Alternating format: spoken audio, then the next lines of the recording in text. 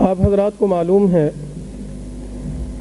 شیخ الہند اکادمی علمی اور ادبی فورم ہے جس کے زیر اہتمام آج کے اس پروگرام کا انعقاد کیا جا رہا ہے۔ حضرت شیخ الہند رحمۃ اللہ علیہ کی ذات گرامی کیا تھی، ان کی خدمات، ان کا کردار کیا ہے، یہی باتیں سننے کے لیے ہم یہاں جمع ہوئے ہیں، اور میں انہی حضرات کو موقع دوں گا جو ہمارے انتہائی معزز و سینئر ہیں، وہ آپ کے سامنے تمام تفصیلات پیش کریں گے انشاءاللہ۔ اور یہ بھی آپ اعلان سن چکے ہیں کہ 1433 ہجری حضرت شیخ الہند رحمۃ اللہ علیہ کی تحریک ریشمی رومال کو 100 سال مکمل ہو رہے ہیں، اور پورے ملک میں سال شیخ الہند منانے کا آغاز اس پروگرام سے کیا جا رہا ہے۔ آج یہ اس کا نقطہ آغاز ہے، تو انشاءاللہ العزیز اس کا سلسلہ پورے ملک میں وسیع کیا جائے گا، اور اس پروگرام کے دوران بھی آپ کو مختلف معلومات ملتی رہیں گی۔ اب میں پروگرام کے اس سیشن کو آگے بڑھانے سے پہلے آپ حضرات سے ایک بار پھر گزارش کر رہا ہوں، اپنے موبائلز بند کر دیں، کم از کم ان کی آواز بند کر دیں، کیونکہ روایتی پروگرام نہیں ہے۔ ہم نے بڑے ہی سنجیدہ انداز میں، بڑے ہی غور و فکر سے اپنے معزز مہمانوں کے مخالجات کو، ان کے خطبات کو سننا ہے، اور بڑے ہی خاموشی کے ساتھ آپ اپنی نشستوں پر تشریف رکھیں۔ جو رضاکار ساتھی ترتیب بتا رہے ہیں اسی ترتیب کے مطابق تشریف رکھیں۔ جو مندوب کے جو نشستیں ہیں ان پر مندوبین ہی تشریف رکھیں، اور نوجوان دوست جو ہیں وہ بزرگوں کو جگہ دیں، اور سینئر حضرات جو ہیں ان کے لیے نشست کو خالی رکھیں۔ میں اب گزارش کروں گا اپنے اس پروگرام کے لیے اس سیشن کے جناب پروفیسر صہیب علی صاحب سے، پنجاب یونیورسٹی کے لیکچرار ہیں، ان کا موضوع ہے امت کے مسائل کا حل، فکر شیخ الہند ہی کیوں، وہ تشریف لائیں اور اس موضوع پر اپنا مقالہ پیش فرمائیں۔ اور اس دوران ہمارے اس سیشن میں تشریف لانے والی شخصیات میں شیخ الہند اکادمی کے بہت ہی سینئر معاون اور ڈاکٹر عبدالحکیم اکبری صاحب گومل یونیورسٹی سے تشریف لائے ہیں۔ خانیوال سے جناب اکرام القادری صاحب ہمارے انتہائی بزرگ رہنما تشریف لائے ہیں، ان کو بھی خوش آمدید کہتے ہیں۔ راول پنڈی سے مولانا محبوب الرحمان قریشی صاحب تشریف لائے ہیں، ہم ان کو بھی خوش آمدید کہتے ہیں۔ جناب صہیب علی صاحب سے گزارش ہے کہ وہ تشریف لائیں۔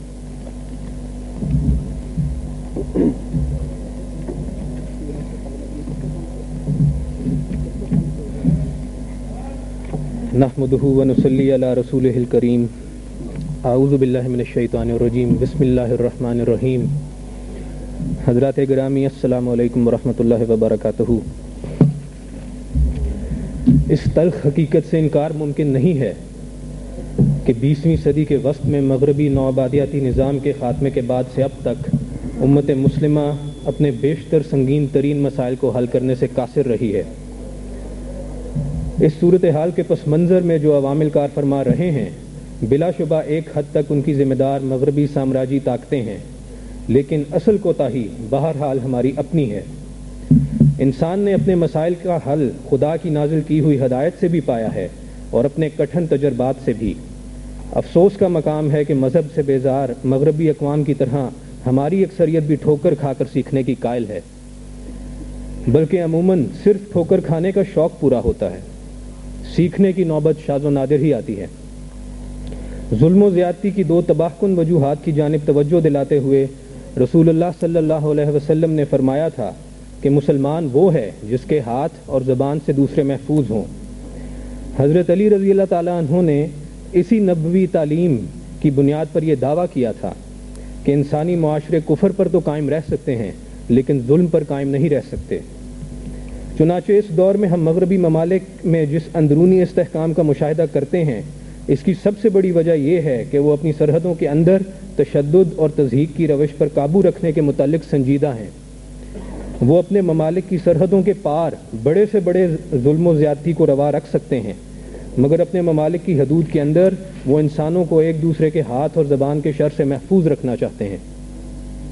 مذہب سے باغی مغربی اقوام کو کئی صدیاں ٹھوکریں کھانے کے بعد اپنے تلخ تجربات کے ذریعے ان ظالمانہ رویوں کے نقصانات کا ادراک حاصل ہوا، ندامت کا مقام یہ ہے کہ خدا کے نام لیوا مسلمانوں کی اکثریت نے بھی اپنے لیے ٹھوکروں والا راستہ چن لیا ہے اور اپنے نبی برحق صلی اللہ علیہ وسلم کی تعلیمات سے مجرمانہ غفلت برت رہے ہیں۔ مسلمانوں کی اس گمراہی کی بنیادی وجہ ایمان کی کمزوری ہے، اور ایمان کی کمزوری کی بنیادی وجہ اس علم اور ماحول سے دوری ہے جس سے ایمان پڑوان چڑھتا ہے۔ یقین کامل کی دولت سے محرومی کا ہی نتیجہ ہے کہ نصف صدی پہلے ہم نے جن مغربی سامراجی قوتوں سے آزادی حاصل کی تھی، آج بھی ہم ان سے مرعوب ہیں اور اپنی معاشی، دفاعی اور سیاسی سالمیت کے لیے ان کے محتاج ہیں۔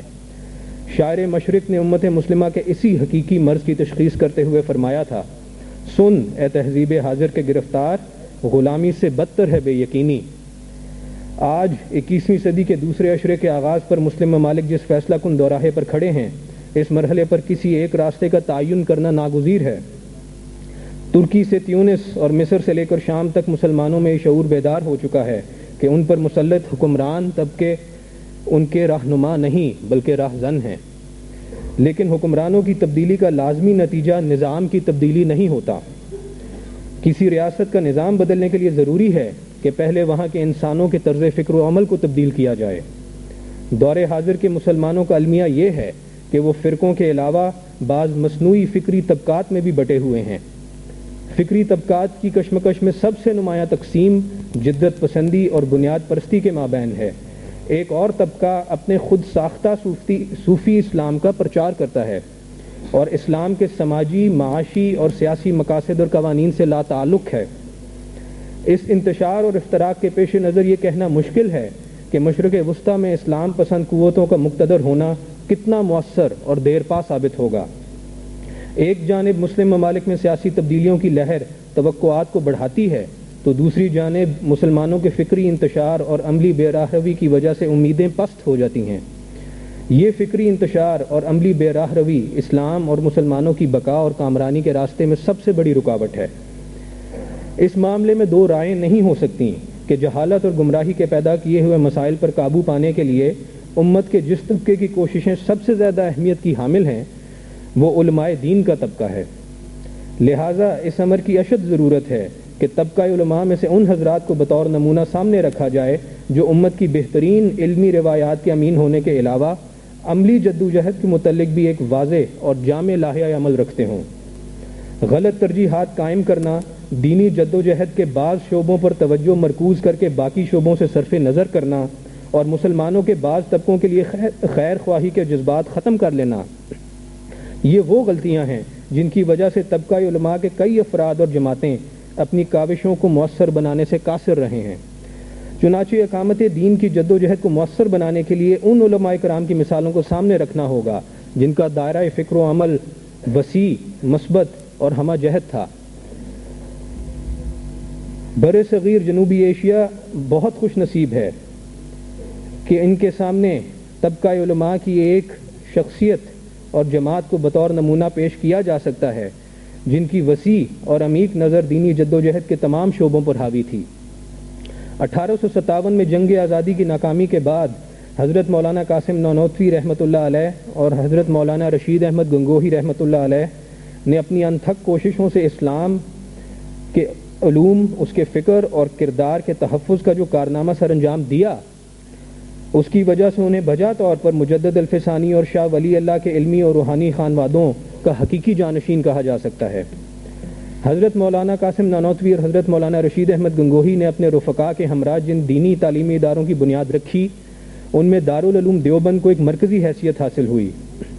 ان اکابر کی کوششوں کا نتیجہ علماء حق کی جو پہلی جماعت سامنے آئی، اس میں شیخ الہند حضرت مولانا محمود حسن رحمۃ اللہ علیہ کو ایک امتیازی شان حاصل تھی۔ حضرت شیخ الہند محض اپنے اکابر کے علوم کے وارث نہ تھے بلکہ وہ ان کے مقاصد کے بھی امین تھے۔ جس طرح ان اکابر کی خوش قسمتی تھی کہ انہیں اپنا ایک کامل جانشین ملا، اسی طرح حضرت شیخ الہند کی بھی کمال خوش نصیبی تھی کہ انہیں بہترین کردار اور صلاحیتوں کے حامل شاگردوں کی ایک بڑی تعداد ملی۔ حضرت شیخ کے بے مثال تلامذہ نے آپ کی زندگی میں اور آپ کے بعد اقامت دین کی جدوجہد کے تمام شعبوں میں عظیم خدمات سر انجام دی۔ حضرت شیخ کو اپنی ہمہ گیر فکر کو عام کرنے کی ایک خاص تڑپ تھی۔ آپ نے اپنی وفات سے 12 روز قبل جمعیت علماء ہند کے اجلاس میں اپنے خطبہ صدارت میں فرمایا تھا، اسلام صرف عبادات کا نام نہیں بلکہ وہ تمام مذہبی، تمدنی، اخلاقی اور سیاسی ضرورتوں کے متعلق ایک کامل اور مکمل نظام رکھتا ہے۔ جو لوگ موجودہ زمانے کی کشمکش میں حصہ لینے سے کنارہ کشی کرتے ہیں اور صرف حجروں میں بیٹھے رہنے کو اسلامی فرائض کی ادائیگی کے لیے کافی سمجھتے ہیں، وہ اسلام کے پاک و صاف دامن پر ایک بدنما داغ لگاتے ہیں۔ حضرت شیخ الہند کے عظیم تلامذہ نے تدریسی، تحقیقی، تبلیغی، تربیتی اور سیاسی سرگرمیوں کو ایک ساتھ چلایا۔ سیاسی میدان کی متحرک ترین شخصیات حضرت مولانا سید حسین احمد مدنی، حضرت مفتی کفایت اللہ دہلوی، حضرت مولانا عبید اللہ سندھی دینی جدوجہد کے باقی شعبوں سے بھی منسلک تھے۔ اسی طرح تحقیق و تصنیف کے میدانوں کے شاہ سوار حضرت مولانا اشرف علی تھانوی، حضرت علامہ انور شاہ کشمیری اور حضرت علامہ شبیر احمد عثمانی مسلمانوں کے سیاسی استقلال کے متعلق بھی تڑپ رکھتے تھے۔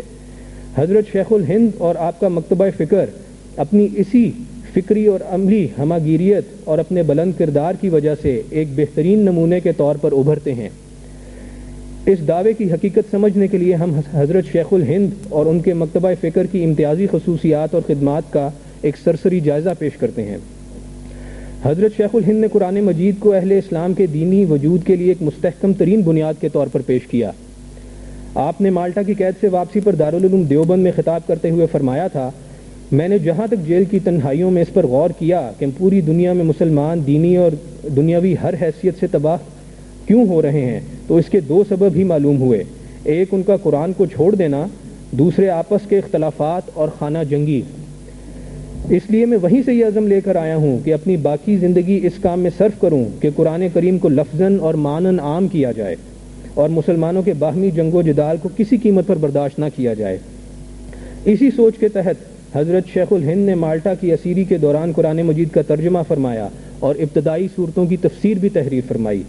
تفسیر کی تکمیل آپ کے شاگرد رشید علامہ شبیر احمد عثمانی نے فرمائی۔ قرآن مجید نبی اکرم صلی اللہ علیہ وسلم کا معجزہ ہونے کی حیثیت سے جس اساسی حیثیت کا حامل ہے، اس کے متعلق امام جلال الدین سیوطی نے اتقان فی العلوم القرآن میں فرمایا تھا، جب یہ ثابت ہو چکا ہے کہ قرآن نبی کریم صلی اللہ علیہ وسلم کا معجزہ ہے تو اس کے وجوہ اعجاز کا اہتمام کرنا ہم پر واجب ہے۔ جماعت شیخ الہند کے دو جید ترین علماء حضرت علامہ انور شاہ کشمیری اور حضرت علامہ شبیر احمد عثمانی اور ان دونوں کے نامور جانشین حضرت علامہ سید یوسف بنوری نے یہ شرف حاصل کیا کہ انہوں نے اس دور میں کلام اللہ کے وجوہ اعجاز کو بیان کیا اور اس فرض کفایہ کو ادا کیا۔ حضرت شیخ الہند کے وقت سے لے کر آج کے علماء دیوبند تک قرآن مجید کے پیغام کو ترجمہ اور تفسیر اور درس و تدریس کے ذریعے عام کرنے کی کوششیں جاری ہیں۔ کتاب اللہ کی طرح سنت رسول صلی اللہ علیہ وسلم کی حفاظت اور تشریح کے معاملے میں بھی حضرت شیخ الہند اور ان کے مکتبہ فکر کی مثالی خدمات ہیں۔ اپریل سن 1912 عیسوی میں جب مصر کے مشہور عالم علامہ سید رشید رضا برصغیر کے تعلیمی اداروں کے دورے پر آئے تو دارالعلوم دیوبند میں بھی ایک دن قیام فرمایا۔ مہمان عالم کے سامنے دارالعلوم کی علمی خصوصیات کا تعارف پیش کرنے کے لیے علامہ انور شاہ کشمیری کا انتخاب کیا گیا۔ علامہ کشمیری نے اپنی تقریر میں نشاندہی فرمائی کہ حضرت شاہ ولی اللہ کی اجتہادی فکر کس طور سے حضرت شیخ الہند تک منتقل ہوئی۔ علامہ کشمیری کے مطابق حضرت شاہ ولی اللہ نے موطا امام مالک کی اپنی دو شرحوں میں مناط کی تحقیق، تخریج اور تنقیح کا جو طریقہ اپنایا تھا، حضرت شیخ الہند نے اپنے اکابر سے فقہ الحدیث کے اسی طرز کو اخذ فرمایا تھا۔ حضرت شیخ الہند نے جدید فقہی مسائل کی تحقیق کے لیے اجتماعی اجتہاد کی بھی بنیاد رکھی۔ نومبر سن 1920 عیسوی میں ترک موالات کی فقہی تحقیق کے لیے آپ نے اپنے 3 تلامذہ حضرت مفتی کفایت اللہ دہلوی، حضرت مولانا سید حسین احمد مدنی اور حضرت علامہ شبیر احمد عثمانی کا انتخاب فرمایا۔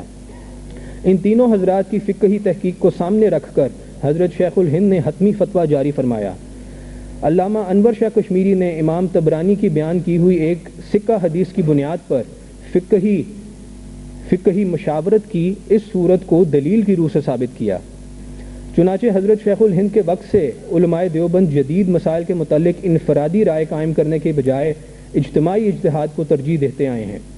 اسی نظریے کے تحت پاکستان میں مجلس تحقیق مسائل حاضرہ اور ہندوستان میں اسلامی فقہ اکیڈمی کا قیام عمل میں لایا گیا۔ حضرت شیخ الہند نے سلف صالحین کی علمی خدمات پر امت کا اعتماد برقرار رکھنے کے لیے بھی تدریسی اور قلمی جدوجہد فرمائی۔ آپ کے تلامذہ اور ان کے تربیت یافتہ علماء نے فقہ اسلامی کو ٹھوس دلائل سے مستحکم کرنے اور حجیت حدیث کا دفاع کرنے میں بے مثال کامیابی حاصل کی۔ حضرت مولانا اشرف علی تھانوی کے زیر نگرانی اور علامہ انور شاہ کشمیری کی اعانت سے اعلاء السنن جیسا فقہ الحدیث کا شاہکار تیار ہوا۔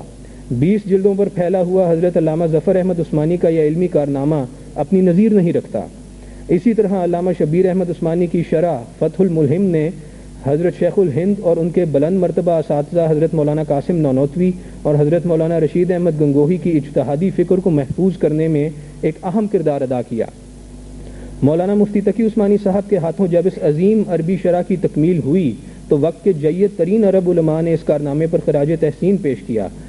چنانچہ ہم دیکھتے ہیں کہ حضرت شیخ الہند اور ان کے مکتبہ فکر کے متعلق عرب علماء کی تحسین کا جو سلسلہ علامہ سید رشید رضا مصری سے شروع ہوا تھا، وہ علامہ زاہد کوثری مصری اور علامہ عبد الفتاح شامی سے ہوتا ہوا موجودہ دور میں علامہ شیخ یوسف قرداوی اور علامہ شیخ واہبہ زحیلی تک پہنچ جاتا ہے۔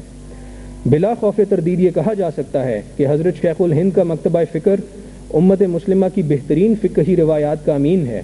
نیز حجیت حدیث کے موضوع پر بھی اس مکتبہ فکر نے بہترین تحقیقات پیش کی ہیں۔ بالخصوص علامہ محمد مصطفیٰ اعظمی کی تحقیقات انتہائی نتیجہ خیز ثابت ہوئی ہیں۔ حضرت شیخ الہند کا ایک اور امتیازی وصف یہ تھا کہ آپ نے مسلمانوں کے تمام طبقوں سے خیر خواہی پر مبنی تعلقات استوار کیے۔ آپ کے روابط دوسرے مسالک کے علماء سے بھی تھے اور جدید تعلیم یافتہ مسلمانوں سے بھی۔ آپ نے سب کو اقامت دین کی جد و جہد میں شریک کرنے کے قابل سمجھا۔ نظارت المعارف کے قیام سے لے کر علی گڑھ آمد اور جامعہ ملیہ کی بنیاد رکھنے تک آپ کی سوچ اس حقیقت کی غمازی کرتی تھی کہ دور حاضر میں اقامت دین کی جد و جہد مسلمانوں کو مسلکی اور فکری خانوں میں بانٹ کر نہیں کی جا سکتی۔ آج اس حقیقت کے ادراک کی امت کو پہلے سے بھی زیادہ ضرورت ہے۔ حضرت شیخ الہند اور آپ کی جماعت جس طرح اپنے مقاصد کے بارے میں ہم خیال ہونے کے اعتبار سے ایک بہترین نمونہ تھی، بالکل اسی طرح آپس میں اختلاف رونما ہونے کی صورت میں بھی ان کا رویہ مثالی ثابت ہوا۔ سیاسی مقاصد کا حصول بہت سے اسباب و عوامل سے وابستہ ہوتا ہے اور اس بارے میں ہمیشہ دو رائیں ہو سکتی ہیں کہ کوئی حکمت عملی اپنے مطلوبہ نتائج حاصل کر پائے گی یا نہیں۔ حضرت شیخ الہند اور آپ کے تلامذہ نے تحریک خلافت اور بعد کی تحریکات میں اپنی جماعت میں نمودار ہونے والے اختلافات کو جس اعلیٰ ظرف سے نبھایا، تاریخ اس کی نظیر پیش کرنے سے عاجز ہے۔ گویا پیشانی پر شکن آئی بھی تو جبین نیاز جھکی رہی۔ مزید یہ کہ مسلمانوں کے دوسرے مکاتب فکر سے تعلقات میں بھی حضرت شیخ الہند اور ان کے تلامذہ نے مسلکی وابستگی کو دینی خیر خواہی پر غالب نہیں آنے دیا۔ فکر و عمل کا یہ توازن ان اکابر علماء حق کا طرہ امتیاز تھا۔ یہ ان امتیازی خصوصیات کا بیان تھا جن کی بنا پر حضرت شیخ الہند کے مکتبہ فکر کو امت کے سامنے ایک بہترین دینی قیادت کے طور پر پیش کیا جا سکتا ہے۔ دینی جد و جہد کا نتیجہ ہمیشہ حق کی فتح نہیں ہوتا۔ رب العالمین اہل حق کو اتمام حجت کے لیے بھی سرگرم عمل رکھتا ہے، لہٰذا نتائج کو اپنی دعوت کی حقانیت اور کوششوں کی افادیت کا معیار بنائے بغیر اقامت دین کی جد و جہد کو جاری رکھنا ہوگا۔ گمراہی کو ختم کرنے کے لیے گمراہوں کو ختم کر دینا خود بہت بڑی گمراہی ہے۔ امت کو درپیش مسائل کے حل اور اقامت دین میں کامیابی کے لیے ہم اسی لاہیہ عمل کے پابند ہیں جس کو نبی آخر الزمان صلی اللہ علیہ وسلم نے اختیار فرمایا تھا۔ موجودہ دور میں حضرت شیخ الہند رحمۃ اللہ علیہ کا مکتبہ فکر نبوی طرز اصلاح کا بہترین علم بردار ہے اور یہی جماعت امت مسلمہ کی کامل دینی رہنمائی کا حق ادا کر سکتی ہے۔ شکریہ۔